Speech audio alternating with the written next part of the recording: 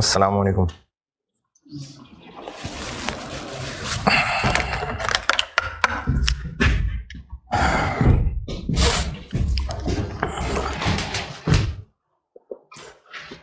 Derivatives. अच्छा, hedging पे सवाल आया नहीं बहुत अरसे से। ये 2018 में एक पार्ट के तौर पे टेस्ट हुआ था, उसके बाद हुआ नहीं है। और उससे पहले भी कोई बहुत ज़्यादा टेस्ट नहीं होता ये, क्योंकि ये काफ़ी टफ रहा है। और अभी भी मैं जितनी को मैक्सिमम कोशिश कर सकता हूँ इसको आसान करके समझाने की वो कर देता हूँ, उससे ज़्यादा मेरे बस की भी बात नहीं है। तो इसमें ज़्यादा सवाल पूछ के ना मुझे मुश्किल में डालिएगा ना खुद मुश्किल में डालिएगा। हेजिंग से पहले डेरिवेटिव समझ लें। अच्छा, इसकी कैलकुलेशन, ये जो डेरिवेटिव्स हैं इसकी कैलकुलेशन की तफसील है बहुत ज़्यादा, यानी इस पर काफ़ी ज़्यादा कैलकुलेशन के सवाल हैं बीएफडी में, उस पर पूरा ग्रिड है एक। तो अभी एक लिमिटेशन है, मैं बहुत ज़्यादा इसकी डिटेल में नहीं जा सकता क्योंकि बीएफडी में पूरा एक 14-15 क्लासेस का टॉपिक है जो कि यहाँ मैं आपको एक क्लास में बता रहा हूँ, लेकिन कोशिश करता हूँ अंडरस्टैंडिंग डेवलप हो जाए। 4 चीज़ें पढ़ा रहा हूँ उसमें, वो एक एक करके पहले समझाता हूँ, उनकी कैलकुलेशन बताता हूँ और फिर उसका प्रैक्टिस क्वेश्चन करते हैं। डेरिवेटिव होता क्या है ये भी इन कैलकुलेशंस को समझाने के बाद। इसमें 4 चीजें बताऊंगा, एक फॉरवर्ड, फ्यूचर, ऑप्शन और स्वैप। ये 4 चीजें बताने लगा। पहले है फॉरवर्ड।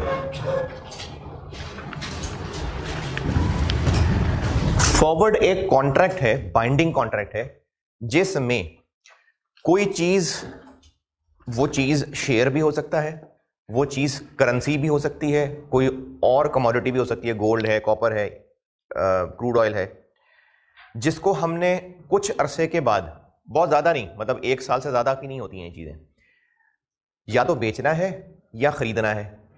और ये जिन चीजों के मैंने नाम लिए हैं, shares, foreign currency, dollar, sterling वगैरह, और क्रूड ऑयल और गोल्ड और इस तरह की और कमोडिटीज, इनकी इंटरनेशनल मार्केट्स होती हैं। यानी गोल्ड की इंटरनेशनल मार्केट है, शेयर्स की चलो ना सही, लेकिन करेंसी की इंटरनेशनल मार्केट है। और इनको अगर हम कुछ अरसे बाद खरीदना या बेचना चाहते हैं तो रिस्क क्या है, टेंशन क्या है? प्राइस फ्लक्चुएशन है, सिंपल सी बात है, प्राइस फ्लक्चुएशन है। अगर हमने एक चीज इंपोर्ट कर ली है लेकिन डॉलर की पेमेंट उसको 2 महीने बाद करनी है, तो रिस्क क्या है कि 2 महीने बाद पता नहीं डॉलर कितने का होगा। अगर क्रूड ऑयल खरीदना है, इंपोर्ट करना है, तो पता नहीं 2-3 महीने के बाद क्रूड ऑयल की प्राइस क्या होगी। तो इन चीजों की प्राइस कम ज्यादा हो सकती है, ये टेंशन है। अगर हम किसी से अभी कॉन्ट्रैक्ट कर लें कि जो हमने महीने 2-3 महीने 4 महीने के बाद ट्रांजैक्शन करनी है, उसकी प्राइस क्या होगी, अगर अभी ही लॉक कर लें, अभी ही बाइंडिंग कॉन्ट्रैक्ट कर लें, तो इस कॉन्ट्रैक्ट को फॉरवर्ड कॉन्ट्रैक्ट कहते हैं। फॉरवर्ड मतलब एक काम हमने फॉरवर्ड में करना है, लेकिन हमने अभी से उस बाद में करने वाले काम का रेट लॉक कर लिया। तो इसमें किसी भी कमोडिटी को बाय या सेल करने के लिए, जो कि अभी नहीं कुछ अरसे बाद बाय या सेल करनी है, उसके लिए रेट लॉक कर लिया जाए।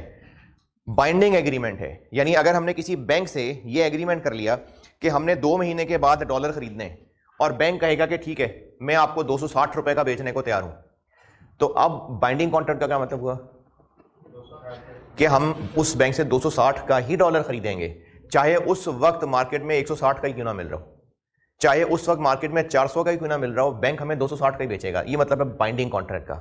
तो बाइंडिंग कॉन्ट्रैक्ट है फॉरवर्ड कॉन्ट्रैक्ट, जिसमें कोई भी चीज जो कि कल को बाय या सेल करनी है, उसका किसी पार्टी से हमने रेट आज ही फाइनल लॉक कर लिया।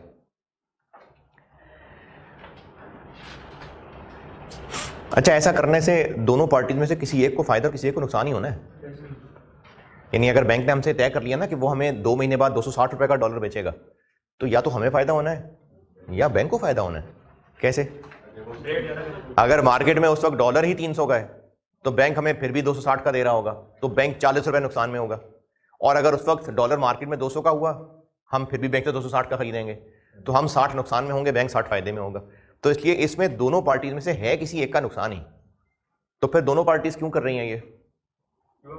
जुआ खेल रहे। तो जुए में ऐसे ही होता है, एक का नुकसान होता है, एक का फायदा होता है। जुआ कैसे है? क्योंकि नहीं, कल को पता नहीं क्या होगा, उस पता नहीं क्या होगा कि हम अभी से रेट तय कर रहे हैं, तो ये तो अलाउड नहीं है, ये जुआ है।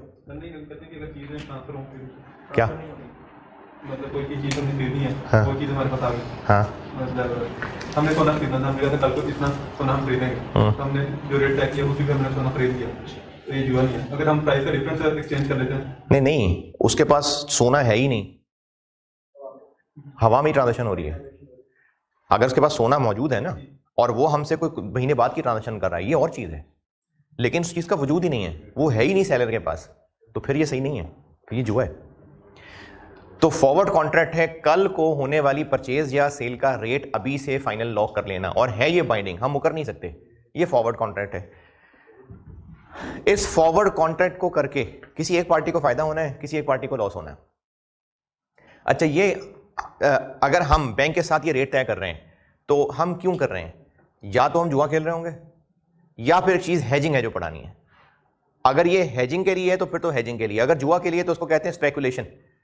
अच्छा, जुए वाली क्या बात है इसमें? यानी हमें क्या इसमें फायदा पॉसिबल या नुकसान हो सकता है? अगर हमें पता है भी आगे $2 है वो सस्ता हो जाएगा, महंगा हो जाएगा, हमें सस्ता मिल जाएगा, तो हमें ये हो जाएगा। तो हम इसको 260 रुपए पे लॉक करके जुआ खेल रहे हैं कि कल को अगर मार्केट में 260 से महंगा हो गया तो हम बैंक से 260 का खरीदेंगे और मार्केट में जाके बेच देंगे, तो हमें फायदा हो जाएगा। इस पॉसिबल फायदे के लिए हम जुआ खेलने को तैयार हैं, और बैंक इसलिए जुआ खेल रहा है कि बैंक को लगता है मार्केट में सस्ता होगा और वो हमें सस्ता खरीद के महंगा 260 का बेच देगा, तो ये दोनों जुआ खेल रहे हैं। ये है फॉर स्पेकुलेशन।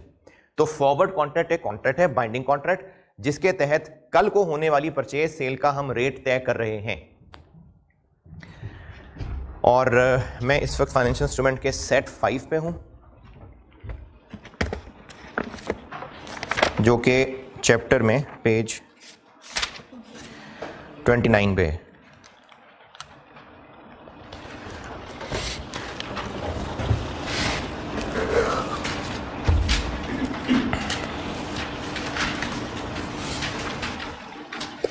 पेज 29 चैप्टर में फाइनेंशियल इंस्ट्रूमेंट्स, टॉप पे थोड़ा सा नीचे एग्जांपल्स, उनमें से फॉरवर्ड बता दिया मैंने। ये आसान सा था इसलिए ये बगैर मिसाल का ही हो गया, इसके लिए सीधा सवाल ही कर लेते हैं। सवाल से पहले एक चीज पढ़ लें, पहले तो ये फॉरवर्ड की 2 लाइनें पढ़ लेना।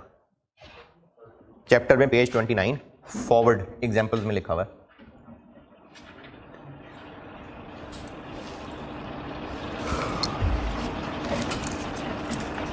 बीएफटी वाली टेस्टिंग होती है इन एरियाज की, डिफरेंट है? बहुत सिंपल है, बीएफडी में तो 15 नंबर का सवाल है, उस लेवल की नहीं है, बिल्कुल भी नहीं, हरगिज नहीं।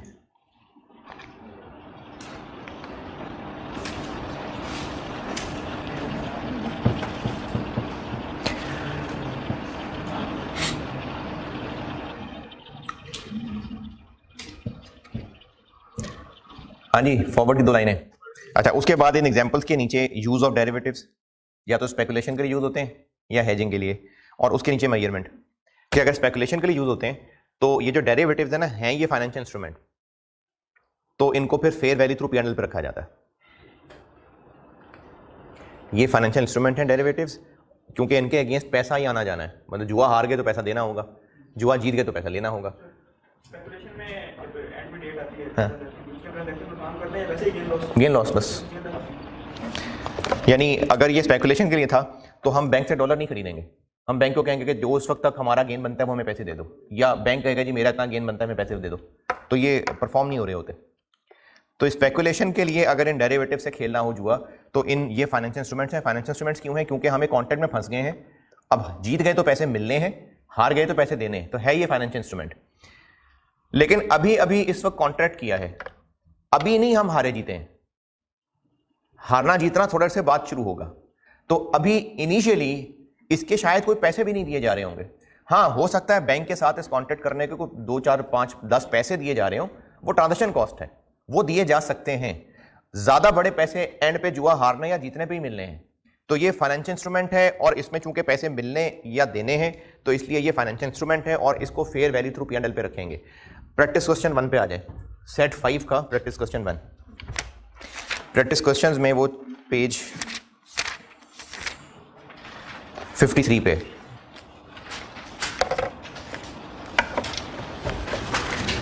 प्रैक्टिस क्वेश्चंस में ये पेज 53 पे। ए पढ़ लें, प्रैक्टिस क्वेश्चन 1 ए। मैं करता हूं बोर्ड पे प्रैक्टिस क्वेश्चन में पेज 53 ए पढ़ लीजिए।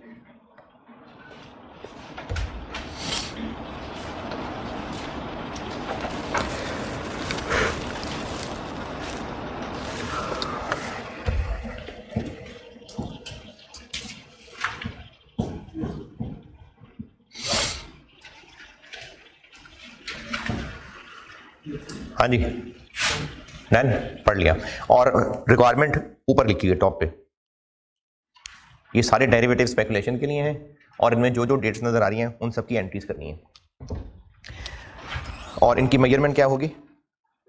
Fair value through P and L. Speculation के लिए है तो इनकी है ट्रांजेक्शन वो fair value through P and L.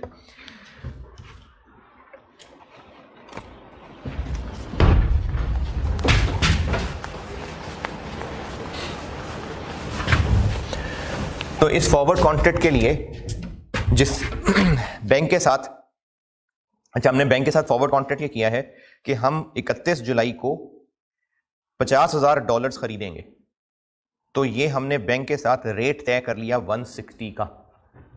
तो ये 160 का रेट तय हो गया, ये फॉरवर्ड कॉन्ट्रैक्ट हो गया। अब ये बाइंडिंग है, 31 जुलाई को हमें 160 का डॉलर खरीदना होगा। 1 मई का वाकया है, 1 मई को कॉन्ट्रैक्ट किया है और इसके लिए कमीशन भी दी है। तो ट्रांजैक्शन कॉस्ट है जी, कमीशन दी ट्रांजैक्शन कॉस्ट। तो इस ट्रांजैक्शन कॉस्ट को fair value through P and L expense बना देंगे। ये मैं कर रहा हूँ प्रैक्टिस क्वेश्चन 1 का पार्ट ए। 1 मई 20 P and L debit, transaction cost का वर्ड लिख दें वो भी ठीक है, कैश क्रेडिट। कितना, कितनी कमीशन दी है इनको? 0.5 पर डॉलर। तो कितने पैसे दिए हैं? 0.1 पर डॉलर। ये 0.1 पर डॉलर को कितने डॉलर से मल्टीप्लाई करो? 50,000, क्योंकि जितने का उनसे कॉन्ट्रैक्ट किया है उस पे 0.1 रुपये का हमने कॉन्ट्रैक्ट के चार्जेस दिए हैं। कितने? 5,000 रुपये। 5,000 रुपये कि 5,000 डॉलर?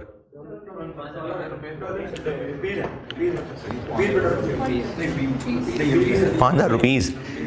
0.1 रुपीज पर डॉलर, तो रुपीज आएगा आंसर। ये हो गई ट्रांजैक्शन कॉस्ट।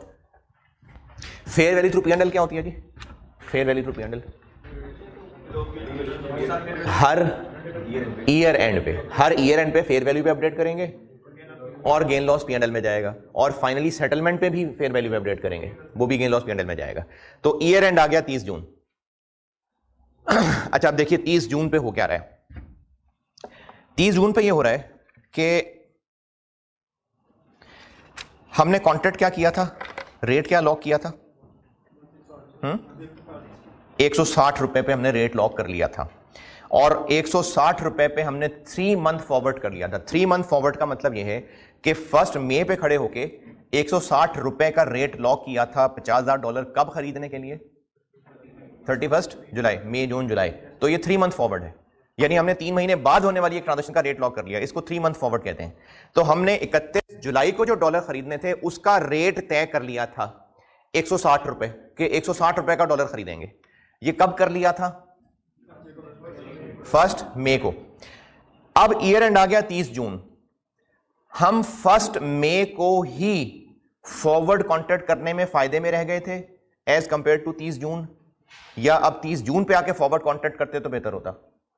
ये बात दोबारा सुने, ये बात दोबारा देखिए। 1 जुलाई की डेट है और ये हमारी ट्रांजैक्शन या सेटलमेंट डेट कह लें कि इस दिन हमने डॉलर खरीदने का वादा किया है। वो डॉलर्स, सेटलमेंट डेट मतलब हमने 1 जुलाई 20 को $50,000 खरीदने का वादा किया है। ये वादा कब कर लिया था? और 160 रुपए पे रेट वादा कर लिया था। अब हम 160 रुपए का रेट लॉक कर चुके हुए हैं फॉर परचेज ऑफ डॉलर्स, जो 1 जुलाई को होनी है। यानी आप समझिए आपने काम करने की अभी से बुकिंग करा दी हुई है। 30 जून आया और अब अगर कोई फॉरवर्ड करता उसी के लिए, तो कितने अरसे का फॉरवर्ड करता? 30 जून आ गया हुआ है, 1 महीने का। अब फॉरवर्ड करता तो अब उसको डॉलर का फॉरवर्ड कितने पे मिल रहा है? 160 फॉरवर्ड 162.5। तो हम पहले ही वो बुकिंग करा के फायदे में रह गए या नुकसान में रह गए? फायदे में रह गए। कितना फायदा? 2.5 का। ये फायदा है हमें फॉरवर्ड पहले ही कर लेने का, यानी ईयर एंड पे आके हम फायदे में है ना। अभी तक के मुताबिक हम जुआ जीत रहे हैं कि हार रहे हैं? तो अभी तक के मुताबिक हमें पैसे लेने होंगे कि देने होंगे? तो ये फाइनेंशियल एसेट है, ये फाइनेंशियल एसेट माना जाएगा। और फाइनेंशियल एसेट माना जाएगा और उसकी वैल्यू कितनी होगी? जितना फायदा अभी तक हमें हो चुका हुआ है, तो इसको हम फाइनेंशियल एसेट कहेंगे और ये फायदा गेन बन जाएगा। तो 30 जून 20 पे हम फाइनेंशियल एसेट बना लेंगे। चूंकि हमारे पास फॉरवर्ड कॉन्ट्रैक्ट है ना, तो हम इस फॉरवर्ड कॉन्ट्रैक्ट को देख रहे हैं कि हम फॉरवर्ड कॉन्ट्रैक्ट करके फायदे में रहें कि नुकसान में रहें। अभी इस वक्त आउटर कॉलम से कंपैरिजन नहीं है। आउटर कॉलम है क्या वैसे? क्या मतलब? स्पॉट रेट जो उस वक्त फॉरेन करेंसी मार्केट में चल रहा है। तो अभी तो मार्केट में जा ही नहीं रहे ना, हम तो बात ही फॉरवर्ड की कर रहे हैं कि फॉरवर्ड कॉन्ट्रैक्ट करके हम फायदे में हैं नुकसान में। तो फॉरवर्ड कॉन्ट्रैक्ट को हमने इसी से कंपेयर करना है कि अगर 30 जून पे आके फॉरवर्ड कॉन्ट्रैक्ट करते तो क्या होता? तो हम फायदे में रहे। तो ये फायदा है, यानी हमें पैसे मिलने हैं, इसलिए फाइनेंशियल एसेट है। और ये P&L क्रेडिट कितना? हमें 2.5 रुपए फायदा है। 2.25, तो हमें 2.25 रुपए फायदा है। तो 162.25 माइनस 160, हमें 2.25 रुपए फायदा है $50,000 पे। 112,500।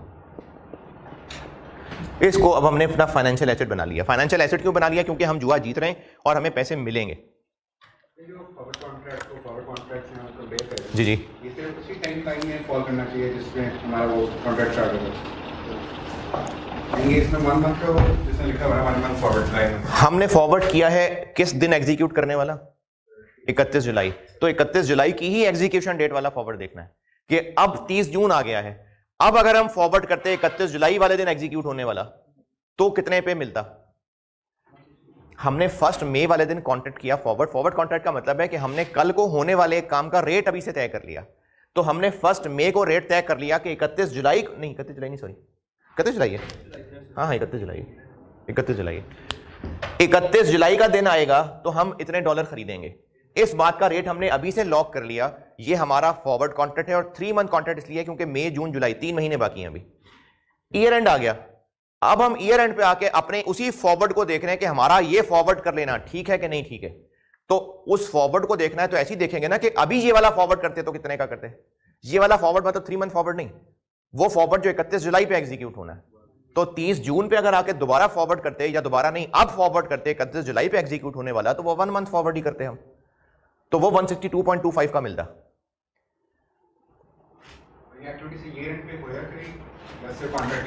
मैं इसकी मिसाल और एक और तरह से बताता हूं। आपने ना एक ऑफिशियल या चलो फैमिली ट्रिप के लिए आपने जाना है मुल्क से बाहर। अब उसके लिए आपको पता है कि टिकट्स बहुत ज़्यादा महंगी होती चली जा रही हैं। तो आपने आज तारीख है अगर 1 मई और आपने ट्रैवल 31 जुलाई को करना है, तो आपने आज ही एक टिकट बुक करवा ली आज के रेट पे। ट्रैवल 31 जुलाई को करना है। अब आप 30 जून पे आके अगर ये सोचें कि मैं 1 मई को ही टिकट बुक कराने में फायदे में रह गया या नुकसान में रह गया, तो कैसे चेक करेंगे कि अब 30 जून वाले दिन टिकट कितने की मिल रही है? अच्छा 30 जून ट्रैवल करने वाली टिकट कितने की मिल रही है? फिर वही जो 31 जुलाई है, तो आप उसी से कंपेयर करेंगे ना कि मैं फायदे में रहा या थोड़ा इंतजार कर लेता। तो अगर फायदे में रहे होंगे तो तभी जब टिकट महंगी हो रही होगी। तो इसी तरह से हम लोग फॉरवर्ड कॉन्ट्रैक्ट 1 मई को कर चुके हैं कि 31 जुलाई को हम डॉलर खरीदेंगे। अब हम ये देखना चाह रहे हैं कि फॉरवर्ड करने में हम फायदे में रहे कि नुकसान में रहे। तो 30 जून पे आके दोबारा देखेंगे कि अच्छा अब अगर उस दिन वाली टिकट का रेट देखते तो कितने का मिलता, तो वो 162.25 का मिलता, तो हम फायदे में रहे। तो फायदा है, हम जुआ जीत रहे हैं, पैसे मिलेंगे, इसलिए financial asset. Fair value through P&L, transaction cost P&L में, ईयर एंड के ऊपर आके फेयर वैल्यू पे अपडेट करना और उसका गेन लॉस P&L में ले जाना। और फाइनली सेटलमेंट डेट। अब फाइनली सेटलमेंट डेट आ गई। अब जब फाइनली सेटलमेंट डेट आ गई तो अब फायदा नुकसान किससे कंपेयर करके होगा? उस दिन के स्पॉट से, क्योंकि उस दिन तक फॉरवर्ड कोई नहीं मिल रहा होगा, उस दिन तो पहुंच गया 31 जुलाई वाला दिन। अब जब 31 जुलाई वाला दिन आ गया तो हम मजीद फायदे में हो गए या नुकसान में चले गए? मजीद फायदे में हो गए। कितना मजीद फायदा? 1.25। यहां तक का फायदा हम रिकॉर्ड कर चुके थे ना, तो अब यहां से आगे और देखना है। तो हम मजीद फायदे में चले गए, इसलिए मजीद जुआ जीतने की पोजीशन में आ गए। तो financial asset 163.5 minus 162.25 into $50,000 62,500 P&L। और बस 31 जारी खत्म, ना हमने डॉलर खरीदने थे ना बेचने थे। जिसे जुआ लगाया था उसको हमने कहा कि हमें इतना फायदा हो चुका है। कितना फायदा हो चुका है? या चलो अगर आप इसको ऐसे भी समझ लें, अगर फिलहाल ऐसे भी समझें तो भी ठीक है कि हमने फॉरवर्ड कॉन्ट्रैक्ट क्या किया हुआ है 160 पे डॉलर खरीदने का, और चूंकि मकसद सिर्फ जुआ लगाना था तो 160 का खरीदेंगे और 163 का बेच देंगे, तो फायदा आ जाएगा ना। कितना? 3.5 रुपए का। तो 3.5 रुपए का फायदा हम रिसीव कर लेंगे कैश। 163.5 माइनस 160 कितना बन गया? और अगर वैल्यूज पे गौर करें तो ये वही है जो हम ऑलरेडी फाइनेंशियल एसेट बना चुके हुए हैं, वो फाइनेंशियल एसेट हमें रिसीव हो जाएगा। ये ऑलरेडी हम फाइनेंशियल एसेट बना चुके हैं, यही रिसीव हो जाएगा। Financial asset credit cash debit.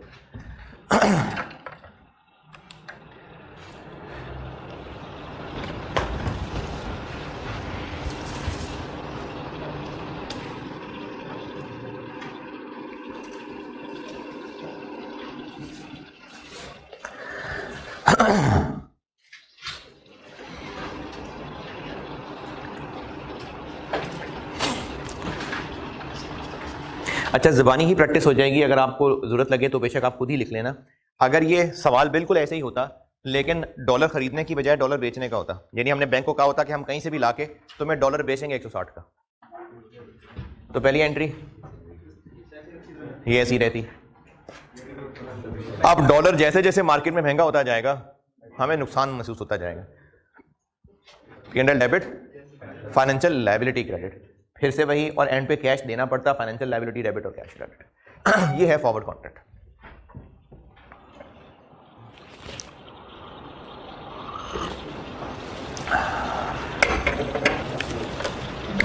हाँ जी, फॉरवर्ड कॉन्ट्रैक्ट डन।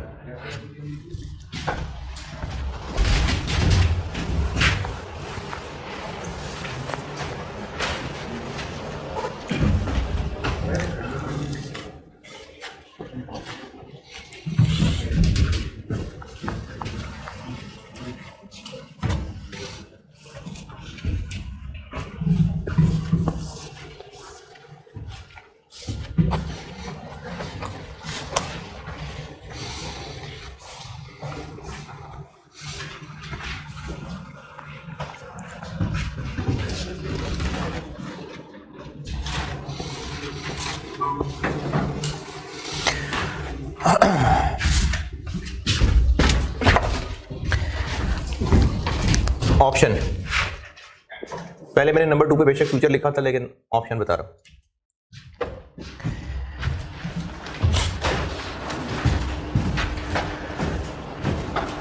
ये चूंकि आप IFRS 2 पढ़ चुके, फाइनेंशियल इंस्ट्रूमेंट्स में कन्वर्टेबल पढ़ चुके, तो इसका थोड़ा बहुत आइडिया है।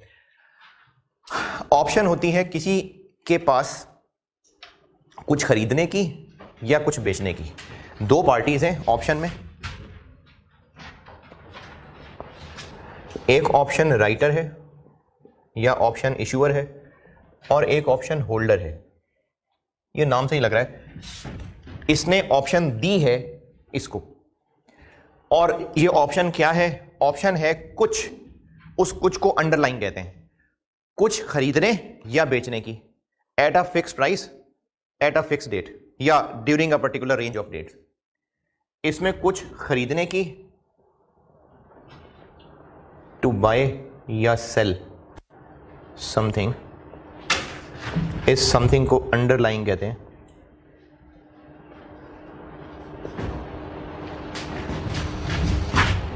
एट अ फिक्स्ड प्राइस, इस प्राइस को एक्सरसाइज प्राइस या स्ट्राइक प्राइस भी कहते हैं।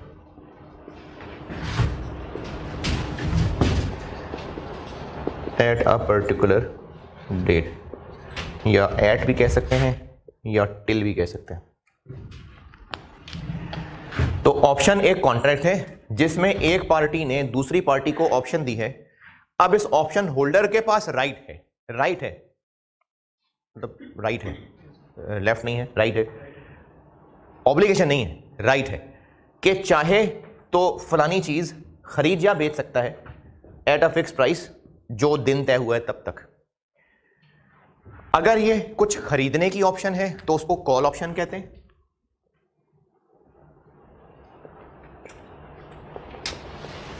और अगर कुछ बेचने की ऑप्शन है तो उसको पुट ऑप्शन कहते हैं।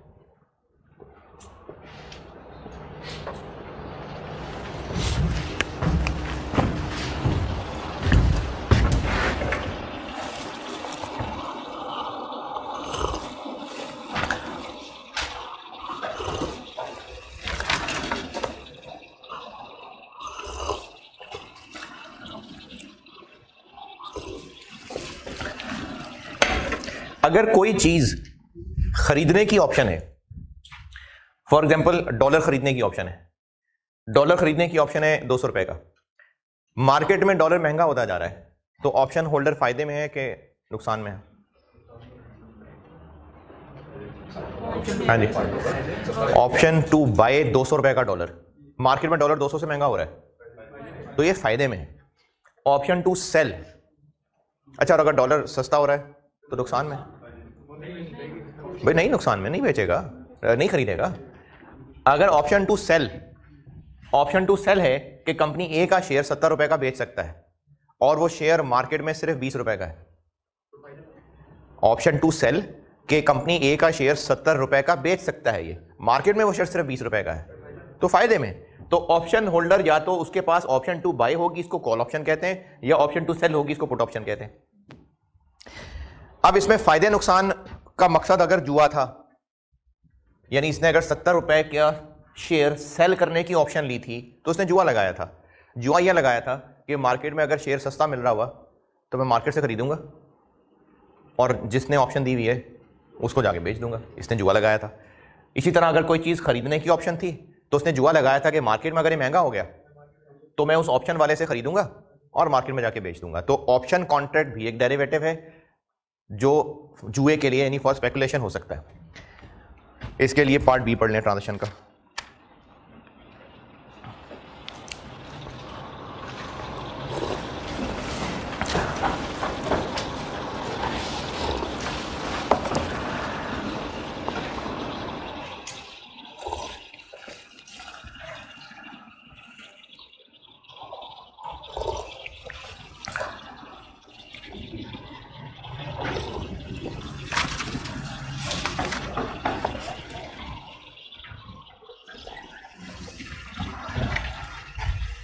प्रैक्टिस क्वेश्चन 1 का बी।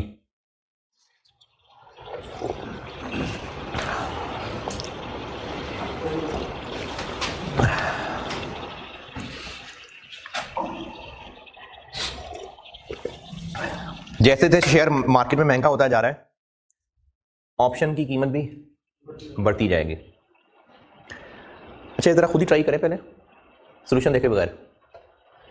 पार्ट बी जरा ट्राई करिए आप लोग। फेयर वैल्यू थ्रू P&L है क्योंकि स्पेकुलेशन के लिए है, और हम लोग इस वक्त इस ऑप्शन की बस कर रहे हैं काउंटिंग। ये जुआरिया है, यानी कल को शेयर बेच के शेयर रख नहीं लेगा, शेयर खरीद के शेयर रख नहीं लेगा। क्या करेगा? शेयर खरीदेगा, फौरन बेच के फायदा लेगा बस। जी, जो प्रीमियम है वो शुरू में ही पे होगा, और नॉर्मली वो उस ऑप्शन की उस वक्त की फेयर वैल्यू ही समझा जा रहा होता है। मैंने लिखा भी हुआ है वैसे ब्रैकेट में।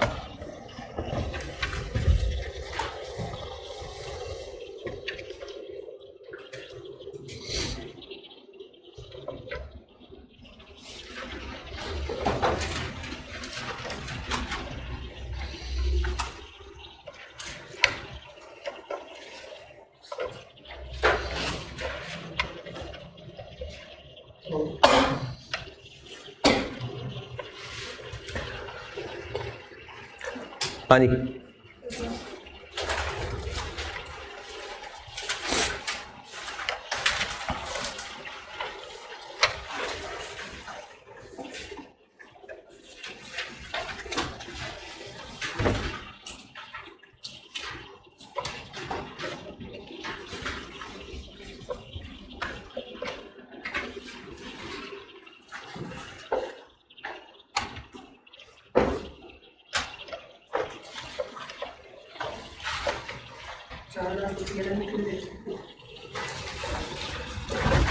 क्यों नहीं लेके गए? क्योंकि फेयर वैल्यू थ्रू P&L हो तो भी हमने ट्रांजैक्शन कॉस्ट को P&L में डालना है। एसेट तो एसेट रिकॉर्ड होगा ना। ये उस वक्त भी इसकी फेयर वैल्यू 2 रुपए ही थी, तो इनिशियली फेयर वैल्यू भी रिकॉर्ड होगा फाइनेंशियल एसेट। तो पहले दिन 2 रुपए की फेयर वैल्यू थी चूंकि इस ऑप्शन कॉन्ट्रैक्ट की, तो ये पहले दिन फाइनेंशियल एसेट अपनी फेयर वैल्यू पे रिकॉर्ड हो गया। फिर ईयर एंड आया, इसकी वर्थ 2 रुपए से बढ़ के 5.5 रुपए हो गई, तो हमें 3.5 रुपए का गेन हो गया, फायदा फाइनेंशियल एसेट। फिर सेटलमेंट डेट आई, मजीद 6.5 रुपए बढ़ गए, तो ये हमें और गेन हो गया, और फिर फाइनेंशियल एसेट बना लिया। और अब इस ट्रांजैक्शन को जरा समझें। ऑप्शन क्या है हमारे पास? 45 रुपए का शेयर खरीदेंगे, तो 45 का खरीदेंगे और मार्केट में जाके 57 का बेच देंगे, तो कितना फायदा होगा? कितने शेयर थे? 2000। तो इतने रुपए का हमें नेट कैश मिलेगा ना, तो ये कैश डेबिट हो गया। और यही है जो हमने फेयर वैल्यू अपडेट करते करते फाइनेंशियल एसेट को पहुंचा दिया हुआ था यहां तक, तो इसलिए कैश डेबिट और फाइनेंशियल एसेट क्रेडिट। ये जो हमने ऑप्शन को गेन बनाते बनाते फाइनेंशियल एसेट बनाया था ना, वो अल्टीमेटली 12 रुपए के फायदे तक पहुंचना था, कंफर्म 12 रुपए का फायदे तक पहुंचना था उसमें। ये ऑप्शन की जो फेयर वैल्यू है ना, ये किसी ना किसी स्टैटिस्टिकल मेथड से निकलती है। हमने इसको वहां IFRS 2 में पढ़ा हुआ है। एक तरीका इंट्रिंसिक वैल्यू भी था, इंट्रिंसिक वैल्यू एक्सरसाइज प्राइस और शेयर की वैल्यू का फर्क था। तो आखिरकार बिल्कुल एंड पे पहुंच के ना, ऑप्शन की फेयर वैल्यू, उसकी वैसी नॉलेज के लिए बता रहा हूं, बिल्कुल एंड पे पहुंच के ऑप्शन की फेयर वैल्यू उसकी इंट्रिंसिक वैल्यू के बराबर ही हो चुकी होती है। इसीलिए उस ऑप्शन की फेयर वैल्यू 12 रुपए हो चुकी हुई थी, क्योंकि उसी दिन उतना ही फायदा होने वाला था। तो उस दिन ऑप्शन की फेयर वैल्यू इंट्रिंसिक वैल्यू ही हो चुकी होती है, इसलिए ये 12 रुपए ही हो गई थी फेयर वैल्यू। इन दोनों पार्ट्स में कॉमन चीज दोबारा बताता हूं, मकसद स्पेकुलेशन है, जुआ खेल रहे हैं। जैसे जैसे फायदा होता नजर आता जाएगा, तो चूंकि पैसा मिलना है, हम फाइनेंशियल एसेट बनाते जाएंगे और P&L बनाते जाएंगे क्रेडिट, और एंड पे सेटलमेंट डेट पे फिर दोबारा अपडेट करेंगे इसको, और जब एक्चुअली कैश मिल जाएगा तो फाइनेंशियल एसेट क्रेडिट। इन दोनों पार्ट्स में यही किया। Forward option okay. इससे ज्यादा पढ़ना चाहें तो BFD में आइएगा। तीसरा, फ्यूचर।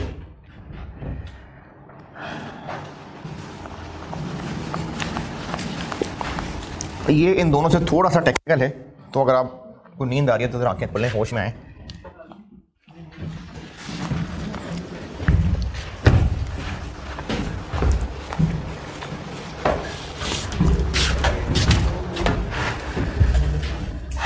फ्यूचर कॉन्ट्रैक्ट समझ लें भी।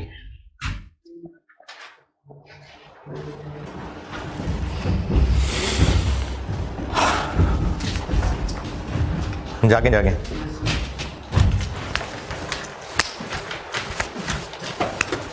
Future contract. अच्छा, जो फ्यूचर कॉन्ट्रैक्ट है ना, इसको समझाने के लिए मैं एक मिसाल दिया कर, जब से BFD पढ़ा रहा हूं तब से हर दफा ये मिसाल देता हूं। हाँ, खिलाड़ियों के नाम बदल देता होता हूं। ये मैंने मिसबाह उल हक से शुरू की थी, करते करते करते तो अब बाबर आजम पे आ जाते हैं। इसको मैं ऑफिशियली बताता हूं अभी कि फ्यूचर मार्केट क्या है, इसमें किस तरह से काम करते हैं, शेयर्स, करेंसी वगैरह सब। लेकिन इसका मैकेनिज्म समझाने के लिए एक क्रिकेट की मिसाल बताता हूं, ताकि आपको एक बार मैकेनिज्म समझ आ जाए ना, फिर मैं उसको ऑफिशियली शेयर्स और गोल्ड और डॉलर उससे रिलेट करूंगा। ओरिजिनल कॉन्ट्रैक्ट ये था पाकिस्तानी टीम कैप्टन का कि मैच फीस मिला करेगी आपको 3 लाख रुपए, चाहे जीतो चाहे हारो, हमें तुमसे प्यार है, और 3 लाख रुपए मैच फीस मिलेगी। ये ओरिजिनल कॉन्ट्रैक्ट था। लेकिन कॉन्ट्रैक्ट हो गया रिवाइज, और अब रिवाइज कॉन्ट्रैक्ट करके ये कर दिया कि अगर तो मैच जीत गए, नहीं, हाँ चलो ठीक है, तो फिर तो मैच फीस तुम्हें देंगे 5 लाख। लेकिन अगर हार गए तो फिर 1 लाख देंगे। अब मैच फीस ये भी हो सकती है, भी हो सकती है। अब इसमें रिस्क आ गया। किस चीज से डर लग रहा है कप्तान को? हारने से। तो अब कप्तान साहब ने पीसीबी से तो कांटेक्ट किया, साथ जाके ना एक जुए की मार्केट में जुआ लगा लिया पाकिस्तान के मैच हारने पे, और 2 लाख रुपए का जुआ लगा लिया। मैच हारने पे 2 लाख का जुआ लगा लिया है। अब देखते हैं एंड रिजल्ट क्या होगा। अब एंड रिजल्ट, अगर तो पाकिस्तानी टीम मैच हार गई तो उसको फीस कितनी मिलेगी? 1 लाख। लेकिन जुआ जीत जाएगा, उसने मैच टीम के हारने पे जुआ लगाया था, तो वहां से उसको 2 लाख मिल जाएंगे। और अगर एंड रिजल्ट ये हुआ कि टीम मैच जीत गई तो उसको फीस मिलेगी 5 लाख, लेकिन ये जुआ हार जाएगा तो ये 3 लाख पे आ जाएगा। तो ये जो जुए की मार्केट है ना, ये फ्यूचर मार्केट जैसी चीज है कि जो ओरिजिनल कॉन्ट्रैक्ट है वो एग्जीक्यूट होगा, लेकिन ओरिजिनल कॉन्ट्रैक्ट में वो जिस चीज से डर रहा है उस पे जुआ खेल लेगा। ओरिजिनल कॉन्ट्रैक्ट अलग, जुए का कॉन्ट्रैक्ट अलग। ओरिजिनल कॉन्ट्रैक्ट में वो जिस चीज से डर रहा है उस पे वो जुआ खेल लेगा। अगर तो वो चीज ना हुई तो असल में फायदे में रह जाएगा, चलो खैर है जुआ हार जाएगा। लेकिन अगर वो हो गया जिससे डर रहा था तो असल में नुकसान में होगा, लेकिन जुआ फायदा दे जाएगा। तो वो जो ऐसे ऐसे होने का डर था वो अब हेड हो जाएगा। तो फ्यूचर कॉन्ट्रैक्ट का मेन मकसद ये, मेन मैकेनिज्म ये है। ये तो मैंने खैर हेजिंग कर दी ना, लेकिन अभी मैं आपको जो स्पेकुलेशन सिखा रहा हूं तो बस सिर्फ ये फ्यूचर है कि ये टिपिकली जुआ है बस। अब वो कैसे है उसको मैं शेयर्स, डॉलर्स उससे लिंक करके फिर मिसाल देकर बताता हूं। पहले इसका सिर्फ कॉन्सेप्ट समझें कि फ्यूचर मार्केट का कॉन्सेप्ट ये था कि अगर हेजिंग करनी है तो इसको ऐसे सेट किया जाएगा कि ओरिजिनली जिस चीज से डर रहे थे उसी पे जुआ खेलेंगे, ताकि अगर वो हो गया जिसका डर था तो जुआ जीत जाएंगे, और अगर हालात अच्छे रहे तो जुआ हार जाएंगे, लेकिन कम ज्यादा होकर कुछ अमाउंट बैलेंस हो जाएगी। लेकिन इस मिसाल से मैंने आपको फ्यूचर हेजिंग के साथ जोड़ दिया। तो अभी हेजिंग बाद में पढ़नी है, पहले सिर्फ फ्यूचर कॉन्ट्रैक्ट की बात करते हैं। फ्यूचर एग्जांपल से बताता हूं। पहले खुद अपनी एग्जांपल से बता रहा हूं, फिर जो वहां पार्ट सी है वो भी बताता हूं। पहले अपनी एक एग्जांपल से बताता हूं।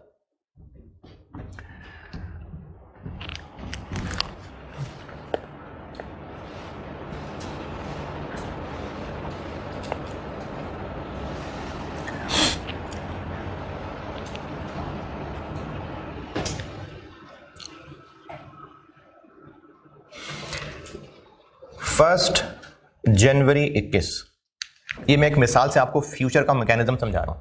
अगर एक मिसाल काफी ना हुई तो एक और दे दूंगा, फिर उसके बाद जो मैंने वहां क्वेश्चन बनाया फिर उस पर आ जाऊंगा। पहले एक मिसाल से बताता हूं। फर्स्ट जनवरी 21 को हम एक पाकिस्तानी कंपनी है, हमने कुछ गुड्स बेची फॉर $40,000 ऑन क्रेडिट ऑफ 2 महीने। यानी हमें पैसे कब मिलेंगे? 2 महीने बाद, फरवरी एंड पे। डर क्या है इसमें? कि डॉलर का रेट चेंज हो जाएगा। जब हमें कल को 2 महीने बाद डॉलर मिलेगा तो डॉलर पता नहीं कितने का होगा, क्योंकि डॉलर का रेट गिर रहा है तो पता नहीं डॉलर कितना गिर चुका होगा। नींद आ रही है, अभी तो मैंने हेजिंग शुरू ही नहीं किया यार।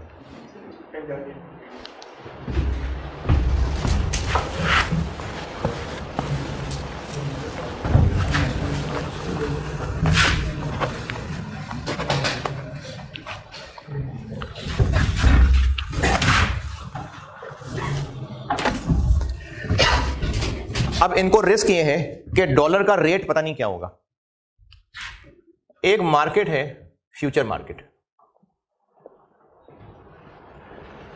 यहां पर डॉलर्स की प्राइसेस पे जुए लग रहे होंगे, बस यहां सिर्फ जुए लग रहे होंगे, ना डॉलर असल में खरीदे जाने ना डॉलर असल में बेचे जाने।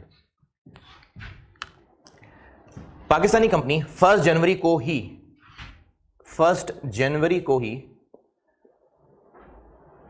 फ्यूचर मार्केट में एंटर होगी और फ्यूचर मार्केट में जाके कहेगी अच्छा कंपनी को डर किस बात से लग रहा है, कल को डॉलर इन्होंने बेचने जाना है या खरीदने जाना है। करेंसी मार्केट में डॉलर बेचने जाना है खरीदने जाना है, बेचने जाना है ना, कस्टमर से डॉलर मिलेंगे। तो करेंसी देखें, करेंसी मार्केट आप समझिए करेंसी की दुकान है, वहां से फॉरेन करेंसी बेचते हैं या खरीदते हैं। तो हमें कस्टमर से डॉलर मिलने हैं, तो हम तो पाकिस्तानी, हमें तो रुपए चाहिए, तो करेंसी की दुकान पे जाके हम डॉलर बेचेंगे ना। तो हमें इस वक्त टेंशन है कि कल को जब डॉलर बेचने जाएंगे तो पता नहीं क्या रेट होगा। हम गए आज फ्यूचर मार्केट में और जाके यहां आवाज लगाई कि हम डॉलर बेचना चाहते हैं, क्या प्राइस चल रही है। प्राइस चल रही थी और हम उस प्राइस पे बेच आए जाके।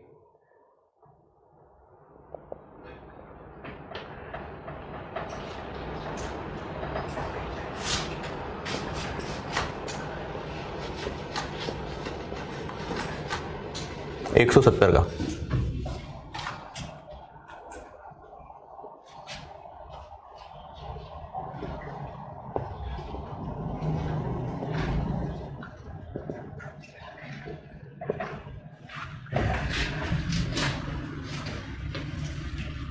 हम डॉलर फ्यूचर कॉन्ट्रैक्ट हम 1 जनवरी को फ्यूचर मार्केट में गए और फ्यूचर मार्केट में जाके एक एक्शन कराए जाके, उस एक्शन का नाम था कि हम future contract, dollar future contract sell कराएं। प्राइस मिली हमें उस दिन 170 की, और जिस कॉन्ट्रैक्ट को हम सेल करके आए हैं वो 31 मार्च मैच्योरिटी डेट वाला था, क्योंकि और कोई मिल नहीं रहा था। हमने असल में डॉलर कब बेचने हैं, असल में 1 मार्च को। तो हमें कोई ऐसी डेट चाहिए थी जो 1 मार्च के आसपास हो, उससे पहले नहीं, 1 मार्च या उसके करीब करीब हो। तो हमें 31 मार्च वाला मिला, हम ये कॉन्ट्रैक्ट कराए। क्योंकि ये सारा कुछ बड़ी डिटेल में BFD में है और BFD में फ्यूचर पे मैं तकरीबन को 2, 3, 4 क्लासेस लगाता हूं, तो इसलिए इसकी ज़्यादा डिटेल में मैं नहीं जा सकता अभी। इसका मतलब सिर्फ इतना समझ लीजिए, ये जो मैंने लाइन लिखी है, फ्यूचर कॉन्ट्रैक्ट सेल करना इस प्राइस पे, इस मैच्योरिटी डेट वाले का मतलब ये है कि हम 1 जनवरी को जाके फ्यूचर मार्केट में एक वादा कराए हैं कि जब 31 मार्च का दिन आएगा तो हम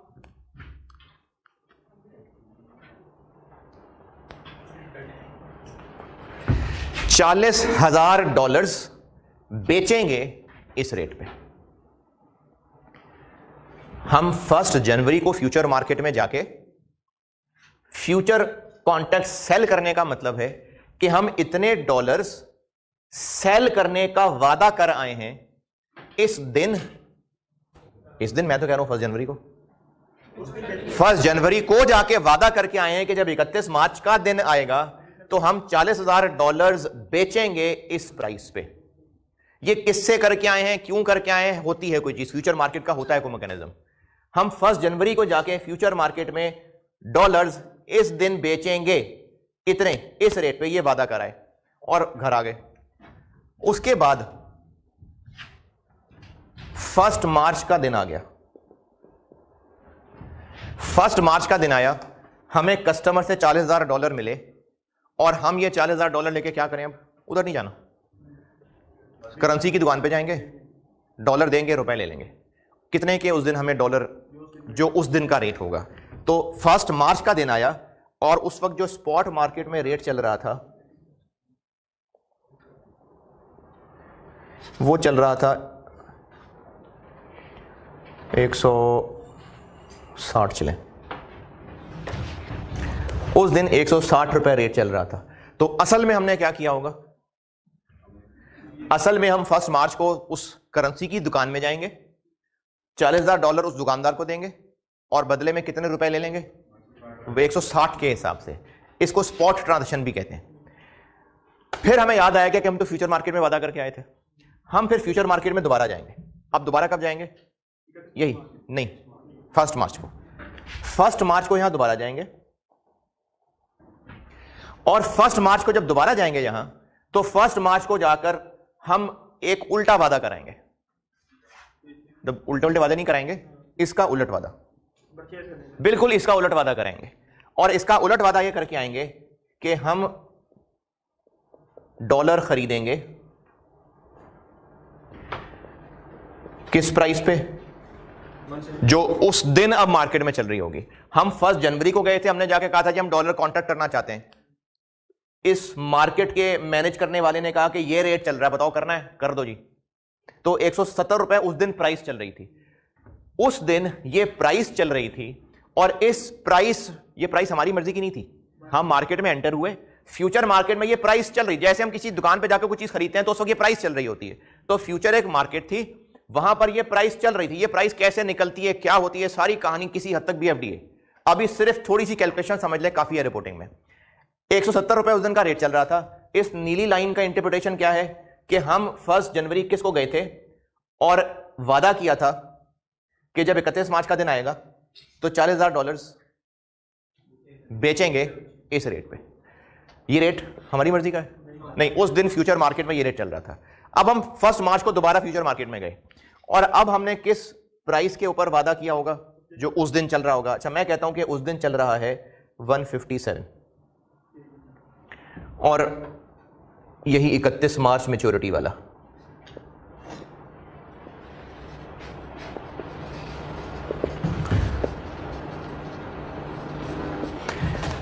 अब हमारे इस फ्यूचर मार्केट के सिस्टम में 2 वादे रजिस्टर हो गए हैं। क्या क्या? एक $40,000 बेचने का और एक $40,000 खरीदने का। तो चूंकि हमारे सिस्टम फ्यूचर मार्केट के सिस्टम में हमारे 2 अपोजिट वादे जैसे ही एंटर होंगे, हमारे वो वादे हो जाएंगे आपस में कैंसिल, और उन वादों का जो नेट रिजल्ट होगा वो ले या दे के आ जाएंगे। जैसे अभी इस वक्त हमारे इन नेट वादों का रिजल्ट क्या निकला? एक हमने सेल का वादा किया हुआ है, कितने का? एक हम बाय का वादा कराए हैं। सिंपल मैथ है, बाय सेल, फायदा नुकसान, फायदा कितना? 13 रुपए का गेन है और ये 13 रुपए है पर डॉलर। तो टोटल गेन कितना ले? 13 रुपए इंटू $40,000, $5,20,000। इतना पैसा हम फ्यूचर मार्केट से लेके आ जाएंगे। तो अगर आप फिलहाल, चूंकि मैंने साथ ये हेजिंग भी इसमें थोड़ी सी बताई है, तो फिलहाल अगर आप इस चीज को छोड़ दें, सिर्फ फ्यूचर मार्केट पे फोकस करें, तो फ्यूचर मार्केट में एक दिन एंटर होना और बाद में कभी दोबारा एंटर होके अपोजिट वादा करना सिस्टम में हमारे पिछले वादे को कैंसिल कर देगा, और उस वक्त तक का जो नेट रिजल्ट है वो हम कैश ले या दे के आ जाएंगे। जी हाँ, सिस्टम के अंदर ही है, जुआ ही हो रहा है। लेकिन जब जुआ हो रहा है कि इतने के फलाने की जीतने पे इतने पैसे लग गए, फलाने के हारने पे इतने पैसे लग गए, तो अब वो जो जुआ लगा रहा है वो थोड़ी ग्राउंड में जाके खेल रहा है, वो तो सिर्फ रेट ऊपर नीचे होने के ऊपर ही पैसे जीत रहा है, हार रहा है। तो हमने इस मार्केट में जाके वादा किया कि बेचेंगे 31 मार्च का दिन जब आएगा, एक और वादा कर लिया कि खरीदेंगे जब 31 मार्च का दिन आएगा। तो हमारे इस सिस्टम के अंदर बाय सेल ने एक दूसरे को कैंसिल कर दिया, और जो एंड रिजल्ट था या तो वो गेन था या लॉस था, वो लेके, और ये बात खत्म हो गई। अभी मेरी इस मिसाल में 1 मार्च को है, कभी भी हो सकती है, 31 जनवरी को हो सकती है, हमारी मर्जी। अब ये मैंने ना चूंकि हेजिंग भी बतानी है, तो साथ हेजिंग में इसको रिलेट करूंगा कि जिस दिन फाइनली हम वो ट्रांजैक्शन करेंगे जिससे डर रहे थे, उसी दिन से 7 बंदा यहां भी भेज देंगे।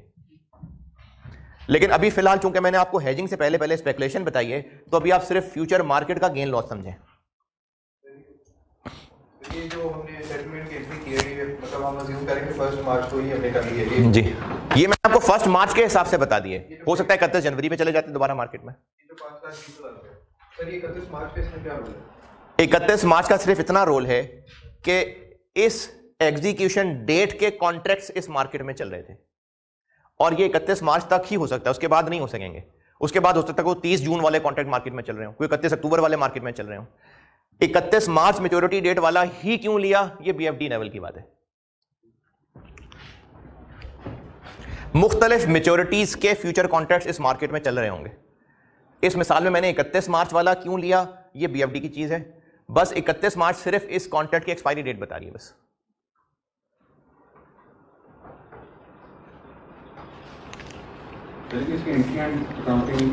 करता हूं, पहले तो इस गेन लॉस की बात समझे ना।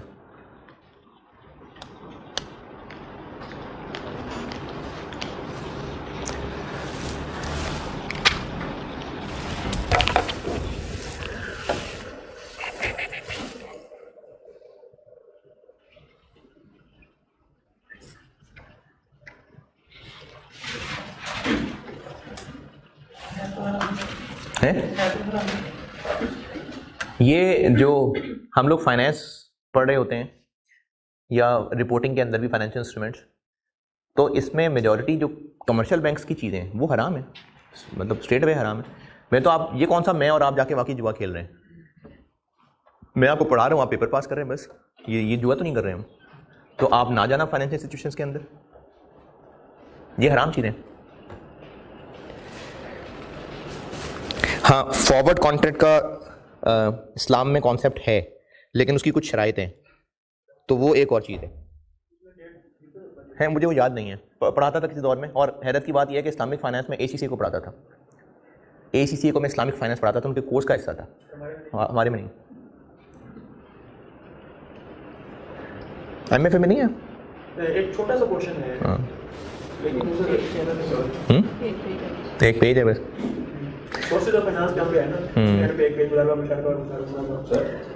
मतलब पाकिस्तानी CA के कोर्स में इस्लामिक फाइनेंस नहीं है। रिपोर्टिंग में वो स्पेशलाइज्ड स्टेटमेंट्स के अंदर थोड़े से इस्लामिक स्टैंडर्ड हैं, और वो जो मैं आपको पढ़ाऊंगा भी नहीं, वो टेस्ट भी नहीं होते।